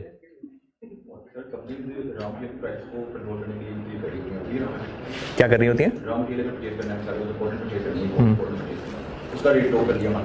नहीं, मैंने कहा कि फॉरवर्ड रेट लॉक करना बजाते खुद हराम नहीं है, इसकी कुछ शराइत हैं, उन शराइत पे डिपेंड करता है। मुझे वो शराइत याद नहीं है, लेकिन फॉरवर्ड कॉन्ट्रैक्ट का कॉन्सेप्ट है दीन के अंदर। लेकिन ये जो फ्यूचर मार्केट का गेन लॉस है ना, ये तो टिपिकली जुआ हो रहा है, ये तो ख्याली चीज़ है। इसीलिए अभी तक वो जो सारा वो नौजवान नस्ल है ना, पैसे कमाने नजर आ जाते हैं, वो बिटकॉइन वगैरह तो वो चलने पड़ते हैं, अभी तक वो हलाल डिक्लेयर्ड नहीं है।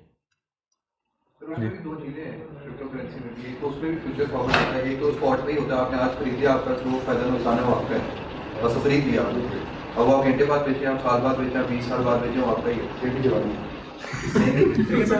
लेकिन अभी भी ना इसके ऊपर पूरी तरह से उलमा की तरफ से कोई कंक्लूसिव आंसर नहीं है, क्योंकि ये चीज़ें हैं जो अभी पूरी तरह खुल के सामने नहीं आई हैं। तो जब तक कोई चीज़ पूरी तरह रियलिटी सामने नहीं आ जाती ना, तो उसके ऊपर फिर उलमा ओपिनियन कायम नहीं करते। और अगर पहले ऐसा होता भी रहा है, जैसे एक हंसी मजाक ही उड़ाया जाता है इस बात पे कि लाउड स्पीकर कभी हराम थे अब हलाल हो गए, तस्वीरें कभी हराम थी कभी हलाल हो गई, तो रियलिटीज़ जब मजीद फैक्ट सामने आते हैं तो ओपिनियन चेंज हो जाते हैं, इसमें तो कोई मसला नहीं है। लेकिन अभी तक इस क्रिप्टो करेंसी पे नहीं है ओपिनियन। जैसे बात करें कि फाइनेंशियल इंस्टीट्यूशन में काम करने के लिए, तो टैक्स तो वो हमारे ना, हम थोड़ी सी टॉपिक तो खैर लंबी बात चली जाएगी, लेकिन चले मैं आपके सवाल के जवाब में एक सवाल ही पूछ लेता हूँ। एक स्मगलर है, वो बच्चे बच्चियाँ स्मगल करता है, ड्रग्स स्मगल करता है, तो आप उसके अकाउंटेंट बने और पूरी ईमानदारी से आपने एंट्रियाँ करनी है। आपने ना बच्चे उठाने हैं ना आपने बच्चे सिलाई करने हैं, आपने पूरी ईमानदारी से सिर्फ डेबिट क्रेडिट करना है, तो सैलरी हलाल होगी कि हराम होगी? हैं? जो बिजनेसेस, क्योंकि ना अल्लाह ताला की तरफ से एक स्ट्रेट हुक्म है कि ये जो गुनाह के काम है ना, इनमें एक दूसरे की मदद ना करो। तो जब हम एक स्मगलर के एम्प्लॉय बन गए तो हम तो उसकी मदद कर रहे हैं ना। तो इसलिए जो स्ट्रेट अवे हराम बिजनेसेस होते हैं, जैसे कमर्शियल बैंक हराम बिजनेस है, इसमें कोई इख्तलाफी बात ही नहीं है कि कमर्शियल बैंक हर रिबा बेस्ड है, ये हराम है। तो इसलिए उलमा जो है ना वो कमर्शियल बैंक की नौकरी को नहीं इनकरेज करते। हाँ, लेकिन दीन में मुश्किल इसलिए नहीं डाली जाती, बल्कि दीन तो खैर नहीं, हमारे माशरे में इस वक्त हमारा तकवा कमज़ोर है ना, तो इसलिए उलमा फ़ौरन किसी बैंकर को ये नहीं कहते कि छोड़ दो नौकरी, फ़ौरन नहीं कहते, उनको कहते हैं यार कोशिश करो कि आप और ढूंढें। तो क्या जी? नहीं, देखें मेरी बात सुने, कमर्शियल बैंक्स की कुछ ट्रांजैक्शंस ऐसी, जैसे हर कमर्शियल बैंक का तकरीबन हर एक का इस्लामिक बैंकिंग का विंग बन चुका हुआ है, तकरीबन हर एक का ही है। तो वो जो इस्लामिक बैंकिंग का उनका विंग बन चुका हुआ है, तो उस विंग के लिए वो उलमा हायर करेंगे और वो उलमा के गाइडेंस के अंदर प्रोडक्ट लॉन्च कर रहे होंगे, तो उस विंग से रिलेटेड हो सकते हैं उलमा। तो इंश्योरेंस पे भी तकाफुल का कॉन्सेप्ट है ना, ये दीन का कॉन्सेप्ट है। क्या जी?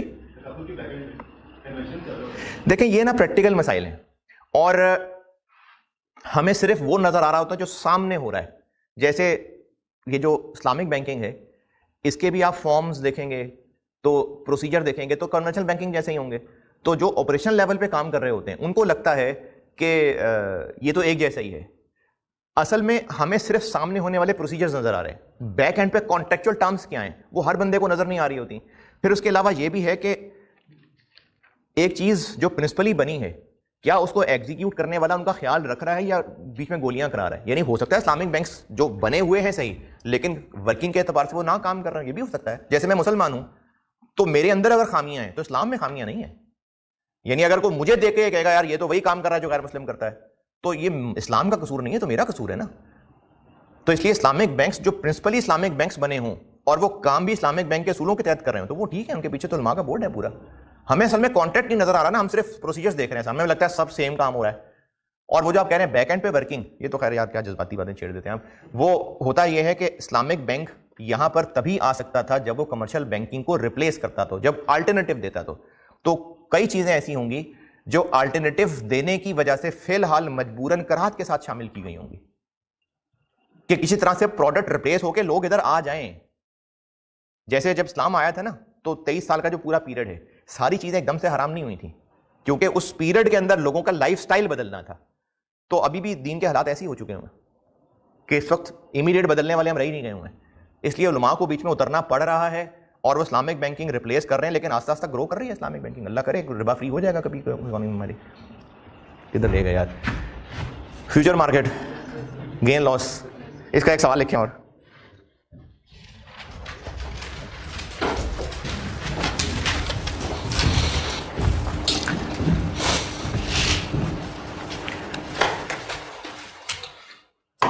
दो डेट्स का डाटा बता रहा हूं। एक डेट है 1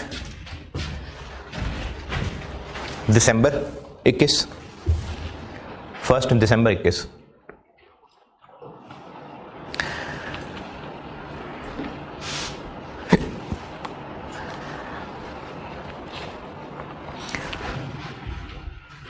फर्स्ट दिसंबर 21 को जाके हमने काम किया है बाय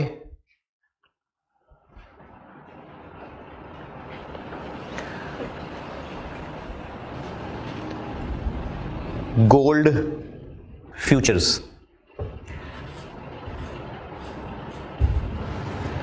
कॉन्ट्रैक्ट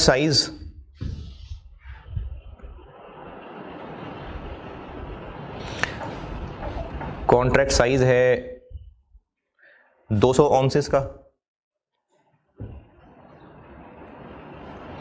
यूनिट्स कर लें, चलें 200 यूनिट्स, जो भी क्वांटिटी है इसकी वो 200 यूनिट्स हैं। और हमने जो नंबर ऑफ कॉन्ट्रैक्ट्स बाय किए हैं वो किए हैं 25। और फ्यूचर की प्राइस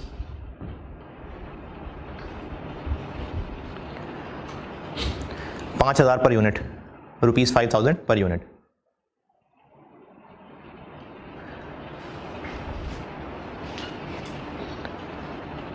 उसके बाद अगली डेट डालें 1 मार्च 22। बाय की जगह सेल कर दें और बाकी सब चीज़ें वही हैं। प्राइस 5,000 की जगह कर दें 4,800, नहीं 4,700 पर यूनिट, 4,700 पर यूनिट। जब 1 दिसंबर को मार्केट में गए थे उस वक्त फ्यूचर की प्राइस 5,000 पर चल रही थी, और अब जब दोबारा हम 1 मार्च को गए तो प्राइस 4,700 चल रही है। 1 मार्च को हम फ्यूचर मार्केट क्लोज कर देते हैं तो नेट गेन और लॉस कैलकुलेट कर दें। यानी ना हमने सोना खरीदा ना बेचा, बस सोने के रेट के ऊपर जो गेन लॉस है वो लेके आ गए। तो 1 मार्च को फ्यूचर मार्केट का रिजल्ट क्लोज कर दें, देखें कितना टोटल गेन या लॉस है।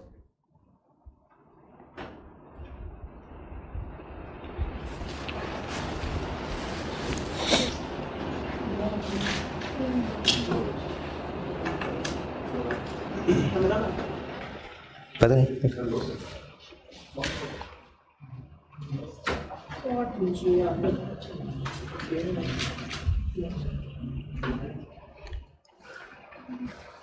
अच्छा 300 का लॉस है पर यूनिट।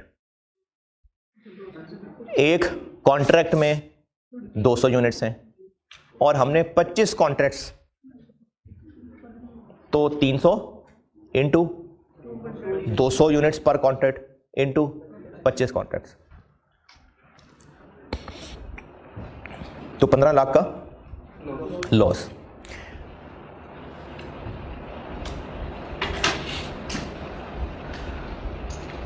अच्छा, अब आते हैं इसकी अकाउंटिंग पे।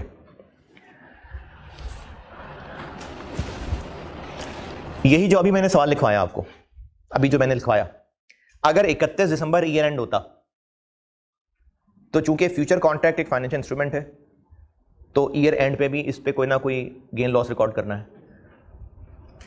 तो अगर ईयर एंड 31 दिसंबर होता तो बेशक हम असल में फ्यूचर मार्केट में गए कब है? 1 मार्च को, लेकिन हम 31 दिसंबर पे ईयर एंड पे कैलकुलेशन करते, पहले दिन क्या किया था जाके, सेल या बाय? बाय। तो हम ईयर एंड पे आके करते कि ईयर एंड 31 दिसंबर पे अगर जाते और सेल कर देते तो क्या गेन लॉस होता? वो ईयर एंड के ऊपर गेन लॉस है। इसकी अकाउंटिंग पे आ रहा हूं कि हम ईयर एंड पे जाके कैलकुलेशन करते हैं कि इनिशियली तो बाय का कॉन्ट्रैक्ट किया हुआ है, ईयर एंड पे जाके हम सिर्फ कैलकुलेशन चेक करेंगे कि अगर ईयर एंड पे जाते इसको क्लोज करते, सेल का कॉन्ट्रैक्ट करते तो क्या गेन लॉस होता। वो गेन लॉस ईयर एंड पे रिकॉर्ड होगा और फिर फाइनली 1 मार्च को दोबारा होगा। प्रैक्टिस क्वेश्चन 1 का सी खुद ही ट्राई करके देखें, और अगर कुछ समझ नहीं आ रही क्या करना है तो पहले तो कोशिश करें, नहीं तो फिर उसका सोल्यूशन देख के समझने की कोशिश करें। प्रैक्टिस क्वेश्चन 1 पार्ट सी, पहले खुद ट्राई करिएगा। वैसे प्रैक्टिस क्वेश्चन 1 का पार्ट सी,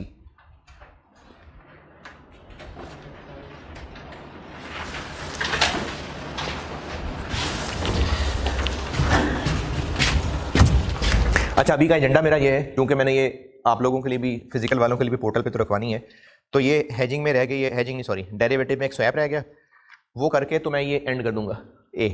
फिर आपने चलना फिरना है, सूटे छूटे लगाने फिर आप लगाएं। फिर मैं अगला टुकड़ा कराऊंगा 47B फेयर वैल्यू हेज, फिर वो करा के फिर ब्रेक कर दूंगा। फिर सी टुकड़ा कराऊंगा कैश फ्लो हेज। ये 3 टुकड़ों में मैंने पढ़ाना है। सूरज ढलने से पहले पहले इंशाल्लाह आप घर पहुंच जाएंगे। प्रैक्टिस क्वेश्चन 1 का पार्ट सी, पहले खुद कोशिश करें। वैसे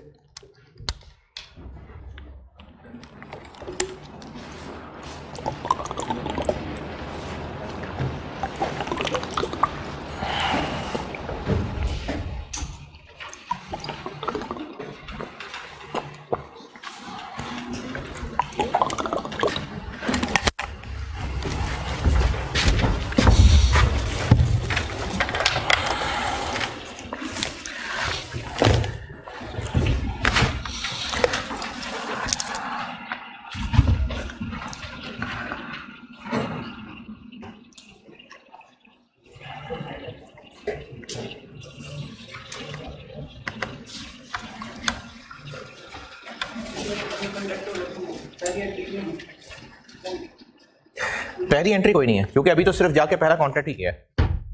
अगर कोई फीस दी होती तो वो ट्रांजैक्शन कॉस्ट है, फेयर वैल्यू थ्रू P&L है तो वो ट्रांजैक्शन कॉस्ट P&L बन जाती। पहले दिन कोई एंट्री नहीं है, टाइम गुजरेगा तो हमें फायदा नुकसान होना शुरू होगा।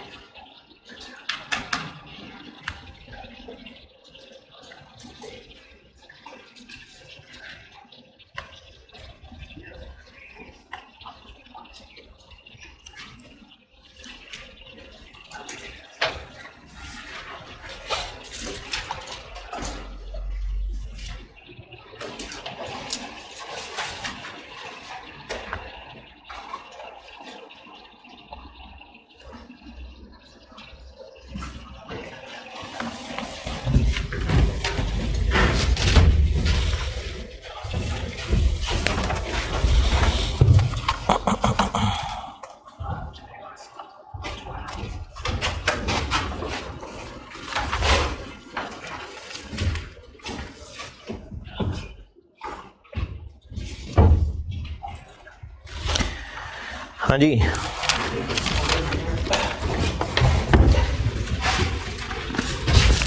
डन। बाय किए हैं, कल को फिर सेल करने पड़ेंगे, और बाय किस रेट पे किए हैं? 10,000 पर बैरल, और 12 कॉन्ट्रैक्ट्स हैं, और एक कॉन्ट्रैक्ट में 150 बैरल हैं। तो ईयर एंड है 30 सितंबर, नहीं 30 जून। तो पहले 30 जून ईयर एंड पे आके हम सिर्फ ये कैलकुलेट करके देखेंगे कि अगर ईयर एंड पे जाके इसको क्लोज यानी सेल करते तो 200 रुपए का लॉस है, और वो 200 रुपए का लॉस इंटू 150 इंटू 12, तो ये एंट्री हो गई ईयर एंड पे। लॉस है, पैसे देने पड़ेंगे, इसलिए P&L डेबिट और फाइनेंशियल लायबिलिटी क्रेडिट। और फिर फाइनली जब 30 सितंबर को जाके क्लोज कर देंगे तो फिर मजीद लॉस हो गया, तो उस मजीद लॉस की एंट्री हो गई, और एंड पे जितना टोटल लॉस है वो पैसे दिए और जान छुड़ा के घर आ गए। हाँ जी, इस लॉस की कैलकुलेशन और एंट्री में कोई एतराज? चले, लास्ट चीज स्वैप। ये आसान सा है। स्वैप ये है कि या तो हमने लोन लिया हुआ है या दिया हुआ है, और वेरिएबल यानी फ्लोटिंग रेट लोन है। फ्लोटिंग रेट लोन का मतलब होता है कि KIBOR plus something, KIBOR Karachi interbank offer rate, और लाइबोर क्या होगा? हाँ लंदन, लाहौर नहीं लंदन। तो काइबोर प्लस समथिंग। और ये जो काइबोर है ये गवर्नमेंट डिसाइड करती है हर महीने, और ये अपडेट होता रहता है। तो इसको फ्लोटिंग इसलिए कहते हैं क्योंकि इंटरेस्ट रेट चेंज होता रहेगा। जब गवर्नमेंट काइबोर चेंज करेगी तो इंटरेस्ट चेंज हो जाएगा। कंपनी ए है, इसने लोन लिया हुआ है 200 मिलियन का, और वो लोन इसने लिया है काइबोर पे। हर साल काइबोर अपडेट होता है, और वैसे तो हर महीने होता है, लेकिन इसके बैंक ने बताना है कि वो कब अपडेट करवेंगे इसको। कंपनी ए को हर साल इंटरेस्ट सेम क्यों नहीं पड़ रहा होगा? क्योंकि काइबोर चेंज होता रहेगा तो उसका इंटरेस्ट चेंज होता रहेगा। एक कंपनी बी है, इत्तेफाक से उसने भी लोन लिया हुआ है 200 मिलियन, और इसको इस 200 मिलियन पे जो इंटरेस्ट पड़ रहा है वो पड़ रहा है 12% फिक्स्ड। ये भी खुश नहीं है, क्योंकि इसको लगता है कि कल को इंटरेस्ट रेट्स ने बढ़ जाना है। तो इसको क्यों टेंशन है, क्यों रो रहा है? इंटरेस्ट बढ़ जाएगा। कंपनी बी को लगता है कल को इंटरेस्ट रेट्स ने कम हो जाना है, ये भी खुश नहीं है। ये क्यों खुश नहीं है? क्योंकि इसको तो वो 12 ही पड़ता रहेगा। तो ये दो अपोजिट एक्सपेक्टेशन वाली कंपनीज हैं। इन्होंने इत्तेफाक से सेम बोरोइंग की हुई है, और अगर सेम बोरिंग ना होती तो फिर भी जो मैं स्वैप बताने लगा हूं उसके लिए ये कोई बेसिक अमाउंट एग्री कर सकते थे, उसको नोशनल अमाउंट भी कहते हैं। इन दोनों कंपनीज की मुलाकात कराई किसी बैंक ने। उस बैंक को इन दोनों की अपोजिट सोच का पता था कि इसको लगता है कि कल को रेट्स बढ़ने कम होने, और ये काइबोर पे लोन लेके फंस चुका है, और इसको लगता है कल को रेट्स कम हो जाने हैं, ये 12% पे लोन लेके फंस चुका है। एक हल तो इन दोनों के पास ये है कि ये अपने अपने बैंक्स के पास वापस जाएं, लोन खत्म करें और कॉन्ट्रैक्ट रिवाइज कर लें, लेकिन उसमें खर्चा होगा, लोन कैंसिल करेंगे, फिर दोबारा से टाइम लगेगा। तो इन दोनों को किसी ने मुलाकात करा के कहा कि तुम चाहते हो कि काइबोर की जगह फिक्स्ड हो जाए, तुम चाहते हो फिक्स की जगह काइबोर हो जाए, तो तुम अपने अपने बैंक्स के साथ कॉन्ट्रैक्ट खत्म ना करो, आपस में इंटरेस्ट अदली बदली कर लो। ये अपने बैंक को काइबोर देता रहे, लेकिन वो काइबोर ये उसको रीइंबर्स कर दिया करे, और ये अपने बैंक को 10 देता रहे 12, और वो उसको 12 रीइंबर्स कर दिया करे। अगर 2021 में काइबोर 13% हो गया, इन दोनों ने आपस में स्वैप कर लिया कि ये दोनों एक दूसरे को इनके इंटरेस्ट रीइंबर्स कर दिया करेंगे, इसको स्वैप कहते हैं। अगर 2021 में काइबोर हो गया 13%, तो ये अपने अपने बैंक्स को एक्चुअली क्या पे कर रहे होंगे? ये 13 दे रहा होगा, ये 12 दे रहा होगा, लेकिन स्वैप के तहत ए बी को 12 दे देगा और बी से 13 ले लेगा। तो एंड रिजल्ट इफेक्टिवली ए की जेब से 12 जा रहा होगा और बी की जेब से इफेक्टिवली 13 जा रहा होगा। और मैंने तो ये प्लस माइनस की आसानी के लिए काइबोर 13 रख दिया। अगर आप 13 की जगह काइबोर ही लिख दें बस, तो ये इस तरह की शक्ल बन जाएगी कि कंपनी ए एक्चुअली अपने बैंक को काइबोर पे कर रहा होगा, ये 12 पे कर रहा होगा, जबकि स्वैप के तहत ए बी को 12 रीइंबर्स कर देगा और बी ए को काइबोर रीइंबर्स कर देगा। तो इफेक्टिवली ए की जेब से 12 जाने लग जाएगा और बी की जेब से, तो अपने अपने बैंक्स के साथ कॉन्ट्रैक्ट्स चेंज किए बगैर ये अपनी अपनी डिजायर्ड पोजीशन पे शिफ्ट कर जाएंगे। एक इंटरेस्ट दे रहा होगा फ्लोटिंग पे, एक इंटरेस्ट दे रहा होगा फिक्स्ड, और ये दोनों अपनी पोजीशन से खुश नहीं होंगे। तो स्वैप में दोनों अपनी एक दूसरे के साथ पोजीशंस चेंज कर लेते हैं, ये स्वैप है।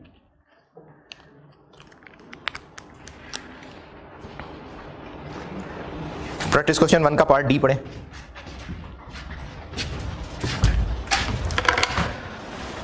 और मैं सॉल्यूशन से ज़बानी बताता हूं आपको। पहले पढ़िए पार्ट डी।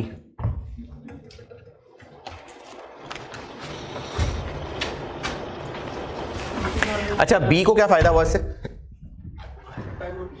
काइबोर पे शिफ्ट हो गया। फायदा नुकसान की बात नहीं है, ये काइबोर पे शिफ्ट हो गया। हाँ, अगर कल को वाकई वो हुआ जो काइबोर इसको लग रहा था कि कम हो जाएगा, तो ये फायदे में रह जाएगा, ए नुकसान में रह जाएगा। और अगर इसको जो लग रहा था कि काइबोर कम हो जाएगा, उसकी बजाय अगर बढ़ गया, तो फिर ए फायदे में रह जाएगा, ये नुकसान में रह जाएगा। तो दोनों में से कोई एक पार्टी फायदे में, एक पार्टी नुकसान में रहेगी। हो ये रहा है कि स्वैप में दोनों पार्टीज अपने इंटरेस्ट की पोजीशंस बदल रही हैं।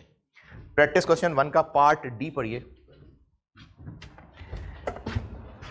इसमें कंपनी ए के पास 2 मिलियन का लोन है 10% पे, कंपनी बी के पास 2 मिलियन का लोन है काइबोर पे, और दोनों ही खुश नहीं है। तो ये दोनों एक दूसरे के साथ इंटरेस्ट रेट स्वैप कर लेते हैं। 2019 में क्या होगा?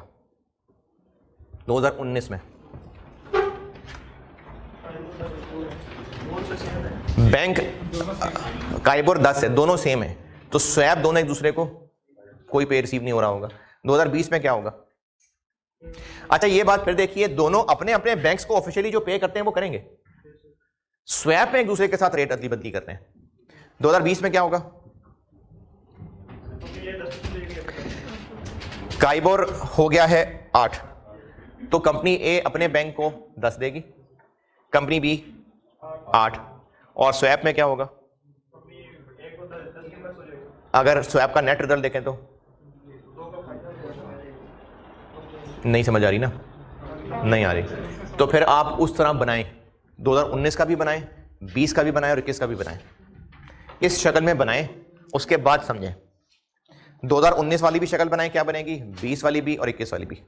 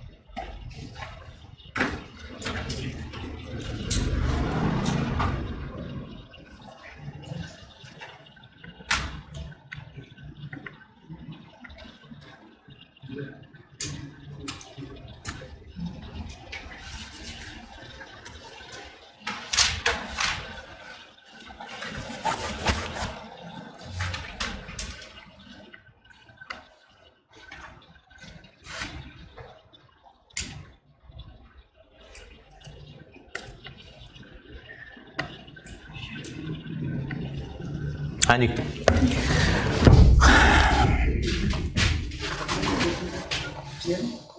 $2019 में एक्चुअली ए अपने बैंक को क्या पे करेगा 10, बी अपने बैंक को काइबोर देगा जो कि 10 ही है। स्वैप में 10 लेके 10 देना है, यानी कुछ भी नहीं करने की जरूरत है। तो दोनों को एंड रिजल्ट 10 पड़ा। 2020 ए अपने बैंक को एक्चुअली क्या देगा 10, बी देगा काइबोर, काइबोर कितना हो गया 8। स्वैप के तहत ए बी को ये उसका 8 रीइंबर्स कर देगा और बी ए को ये उसका 10 रीइंबर्स कर देगा। यानी अगर नेट रिजल्ट देखें तो बी ए को 2 दे रहा होगा। अच्छा 2% दे रहा होगा, मतलब 2% कैसे दे रहा होगा, तो परसेंटेज कैसे दे रहा होगा, अमाउंट पे अप्लाई करके जो कैश आएगा वो दे रहा होगा। अमाउंट कितनी है, तो 2 मिलियन पे 2% लगा के बी ए को कैश पे कर रहा होगा। ये स्वैप का रिजल्ट है। और इसी तरह 2021 में ए अपने बैंक को एक्चुअली क्या पे कर रहा होगा, जब मेमोरी कार्ड वगैरह है ना, सब सही सही जाग रहे हैं ना, उनसे कह रहा हूं कैमरे वाले 10 और काइबोर 13। तो स्वैप क्या होगा फिर कि ए बी को उसका 13 रीइंबर्स कर देगा और बी ए को उसका 10 रीइंबर्स कर देगा। यानी स्वैप का रिजल्ट ये हुआ कि ए बी को 3% दे रहा होगा। क्या मतलब 3% दे रहा होगा, 2 मिलियन रुपए का 3% ए बी को कैश पे कर रहा होगा। तो इसको इफेक्टिवली 13% पड़ गया और इसको इफेक्टिवली 10% पड़ गया। अब इसका सोल्यूशन देखें 2019, और सोल्यूशन सिर्फ मैंने कंपनी ए की बात की है। तो 2019 में कंपनी अपने बैंक को इंटरेस्ट देगी, बस स्वैप में कुछ नहीं है। 2020 में कंपनी अपने बैंक को इंटरेस्ट देगी और बी से कैश लेगी, और 2021 में अपने बैंक को भी इंटरेस्ट देगी और बी को भी कैश देगी। ये होता है स्वैप है। वो टाइम पीरियड तय किया होगा ना, कितने अर्से का कर रहे हैं, देखना पड़ेगा कॉन्ट्रैक्ट में क्या है, क्या मुकरना है कि नहीं मुकरना है। अच्छा, अब इन चारों मिसालों में कॉमन बात यह है कि पहले दिन फायदा नुकसान नहीं था, टाइम गुजरेगा तो फायदा नुकसान सामने आएगा, और ये जो फायदा नुकसान होगा ये किसी चीज से लिंक होगा, जैसे डॉलर की वैल्यू चेंज होने से, गोल्ड की वैल्यू चेंज होने से, इंटरेस्ट रेट्स के चेंज होने से। तो अब आप एक काम ये करें कि चैप्टर में आए, पेज जो भी चल रहा था पता नहीं 29,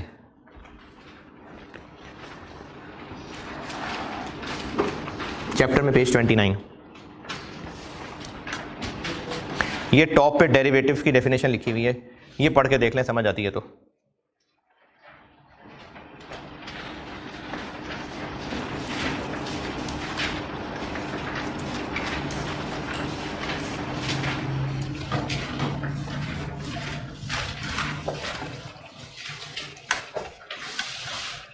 कि इसकी वैल्यू बदलेगी किसी और चीज में वैल्यू बदलने से। शुरू में इसमें नॉर्मली कोई वैल्यू नहीं होगी और ये कल को सेटल हो जाएगा। ये 3 पॉइंट्स लिखे हैं। चले मैंने बता दिए, पढ़ना भी क्या है आपने बता दिया मैंने।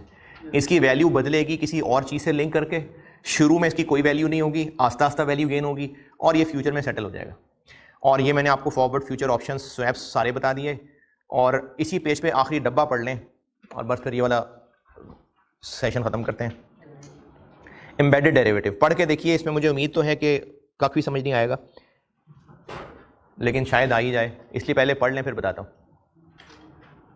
पूरा डब्बा पढ़िएगा,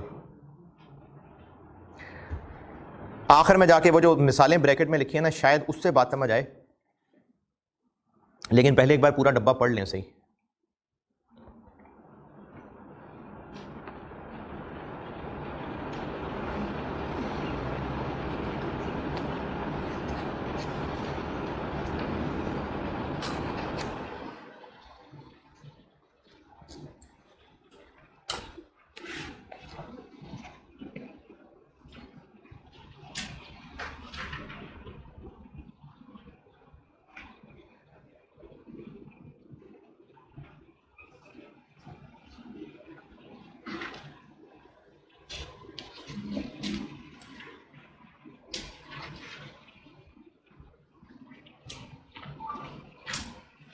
तो आप ही दो पैरा समझ आएंगे करना क्या है।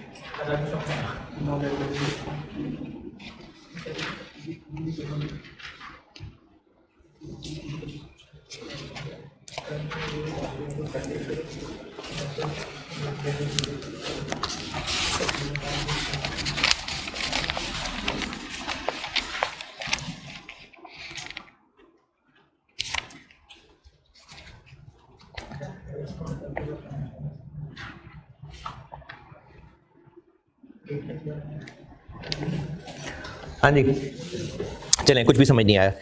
लास्ट पैराग्राफ, हमने किसी कंपनी के कन्वर्टेबल डिवेंचर्स में इन्वेस्ट किया है, क्या मिलेगा बदले में हमें?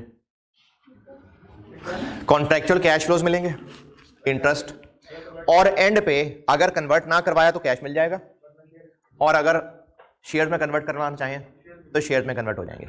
तो शेयर में कन्वर्ट करवाएंगे हम कि नहीं करवाएंगे? अच्छा, अब हम इन्वेस्टर हैं। पहले हमने पढ़ा था company issuer point of view से IAS 32, उसमें क्या किया था? उसमें इसको तोड़ा था लायबिलिटी कंपोनेंट और इक्विटी कंपोनेंट में। अब मैं कह रहा हूं हम इन्वेस्टर हैं, तो कॉन्ट्रैक्चुअल कैश फ्लो मिलेंगे यानी कूपन, और एंड पे कैश भी मिल सकता है, हम शेयर में कन्वर्ट भी करा सकते हैं। तो इसको ऐसे कह सकते हैं कि हमने डिवेंचर्स में इन्वेस्ट किया हुआ है जहां से कॉन्ट्रैक्चुअल कैश फ्लो मिलना है और शेयर ऑप्शन भी है। तो शेयर ऑप्शन इटसेल्फ एक डेरिवेटिव हो गया, और डिवेंचर्स में इन्वेस्ट करके कैश लेना ये एक नॉन डेरिवेटिव चीज हो गई। इसको हाइब्रिड कॉन्ट्रैक्ट कहते हैं। और मिसाल देता हूं, हमने डिवेंचर में इन्वेस्ट किया और उन डिवेंचर्स में इन्वेस्ट करने के साथ हमें एक कूपन मिल गया, कूपन नहीं, एक पर्ची मिल गई कि आप चाहें तो कल को इतने पैसे देके शेयर खरीद सकते हैं। एक है कन्वर्टेबल के शेयर्स में कन्वर्ट करवा सकते हैं, एक है डिवेंचर्स विद वारंट्स कहते हैं उसको, कि आप डिवेंचर हमसे लें, पैसे हम आपको देंगे, एंड पे भी पैसे ही वापस करेंगे, लेकिन साथ आपको हम शेयर ऑप्शन भी जोड़ के दे रहे हैं। कल को अगर आपका दिल करे तो 35 रुपए देना, शेयर ले लेना। तो डिवेंचर ही में पैसा लगाया है, ये डिवेंचर डेरिवेटिव नहीं है, लेकिन साथ जो एक पर्ची मिल गई है, तो इसको हाइब्रिड कॉन्ट्रैक्ट कहते हैं कि इसमें मेन कॉन्ट्रैक्ट डिवेंचर है लेकिन साथ एक डेरिवेटिव भी है, इसको हाइब्रिड कॉन्ट्रैक्ट कहते हैं। और डेरिवेटिव इसमें छुपा हुआ है, तो ये एम्बेडेड डेरिवेटिव है। अब ये मैंने मिसाल दी है डिवेंचर की। अगर हमने एक बिजनेस से गाड़ी खरीदी और गाड़ी की प्राइस पे की, अब वो जो गाड़ी हमारा एसेट है उसके साथ जिससे गाड़ी खरीदी उसने कहा जी गाड़ी तो हम आपको बेच रहे हैं, लेकिन चूंकि इन गाड़ियों की भी मार्केट स्लो है तो हम आपको साथ ऑफर कर रहे हैं, शेयर ऑप्शन भी दे रहे हैं आपको। तो हमने इस लालच में उसी कंपनी से गाड़ी खरीद ली, तो अब खरीदी गाड़ी है लेकिन साथ शेयर ऑप्शन भी मिल गई है, तो ये भी हाइब्रिड कॉन्ट्रैक्ट। अब इन दोनों मिसालों के अंदर डिवेंचर खरीदना फाइनेंशियल एसेट है, गाड़ी खरीदना भी फाइनेंशियल एसेट है, नहीं वो नॉन फाइनेंशियल एसेट है। तो लास्ट दो पैराग्राफ में ये बताया है कि अगर आप नॉन फाइनेंशियल एसेट खरीद रहे हैं तो फिर उस नॉन फाइनेंशियल एसेट गाड़ी को अलग करें और उसमें जो डेरिवेटिव पोर्शन है इसको अलग करें, गाड़ी को पीपी में ले जाएं और ये जो डेरिवेटिव पोर्शन है इसको फाइनेंशियल इंस्ट्रूमेंट्स में ले आएं। लेकिन अगर जो आप चीज खरीद रहे हैं वो इन्वेस्टमेंट है, फिर तोड़ने की जरूरत नहीं है। ये लास्ट दो पैराग्राफ्स में लिखा हुआ, और पहले पैराग्राफ में जो नहीं समझ आया वो अगर आपको लास्ट दो पैराग्राफ वाली बात समझ आ गई तो पहला पैराग्राफ काफी। हाइब्रिड कॉन्ट्रैक्ट होता है जिसमें साथ डेरिवेटिव्स भी एक पर्ची के साथ शक्ल में शामिल होता है। तो अगर जो चीज खरीद रहे हैं वो एक फाइनेंशियल एसेट है तो फिर डेरिवेटिव अलग नहीं करना, लास्ट पैराग्राफ। और जो चीज खरीद रहे हैं अगर वो एक नॉन फाइनेंशियल एसेट है तो फिर डेरिवेटिव अलग कर देना है बस। और 47A बस।